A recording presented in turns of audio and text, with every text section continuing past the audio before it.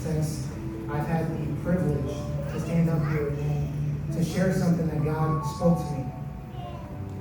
In Ecclesiastes chapter 3, it talks about there being a time and a season for everything. And the season that God has me in right now, it deals specifically with grace, and specifically with being gracious towards others because of how gracious God has been towards me. And as unworthy as I am to receive that grace, He continues every day, every moment to allow breath in my lungs.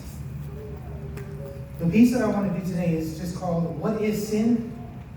This is Grace. So I just pray that you hear what I have to say and just worship God. I was asked recently by someone, what is sin? And I had to think, how do I explain something so disgusting that to God becomes a stench? So I took it to prayer. I spent some days awaiting an answer, but then it came. This here is just to explain how God has taken our dirty rags and made us clean. What is sin? Sin is an amputee who loves the aching as the weather shifts, that reminds them of the limb they used to have that's now gone. It's the cry of a baby in the middle of the night in a house where this single mother's only child was stillborn, the longing, yearning, bittersweet nostalgia of the relationship with your abuser that you thought you deserved.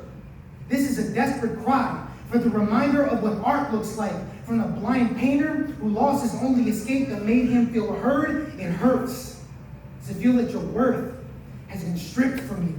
The missing of your spouse that died at 6 weeks from an unknown disease and left you with nobody to listen to. The sound of gunshots ringing in your sleep, reminding you of the war you barely survived. Watching every friend you gained in battle die as you held them and promised it would be all right. Sin hurts.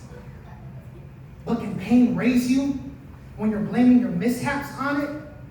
Can the fire really change you if all you do inside of it is complain that you're not a product of it? It hurts to face this mirror, questioning who this is.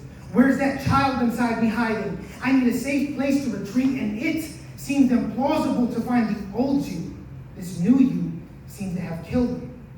As tears stream down your cheek every morning, you beg to hear its laugh, but you know he's dead because you can't feel him. I said it hurts. But that apple tasted good, right? He whispered that you should just take a bite and become a god. You knew you would, right? But you were wrong. You condemned us all. You knew this would, right?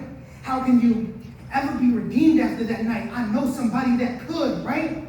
Though we fell, I learned that work could actually be good, right? My children may suffer, but this is all for our good, right? It has to be. God didn't kill us, and that's good, right? He said He would send a lamb to be our sacrifice, and only a lamb could, right? The victory was already planned. He knew the fall we would encounter. This history can't be a surprise to Him. He predestined us to overcome this gruesome hour. The power is resting in His hand, and one day it'll be ours. When they raise this body, the trumpet sounds because His battle cry becomes ours. We are Israel. We reign like God. None other besides us can claim this. The devil may have bruised the heel of humanity, but his head will get crushed with the same kick. I might have soiled my perfection now, but one day I'll be clean again. Because one day I'll be able to say that I am stamped with His name again. The weight of sin doesn't compare to the weight of anointing that graced this chin. It drenched my head and ran down to the place my name was script. The book of life is all I'm after.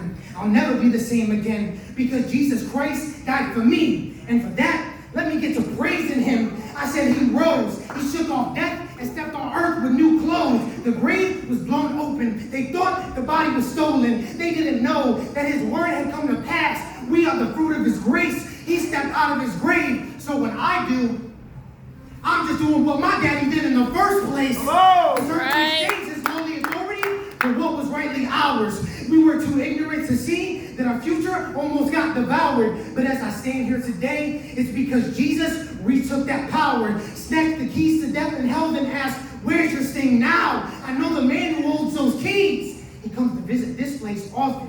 Whether I see His second coming or not, I will not say in a coffin, it's just a bed to rest a while until he parts those clouds and enters.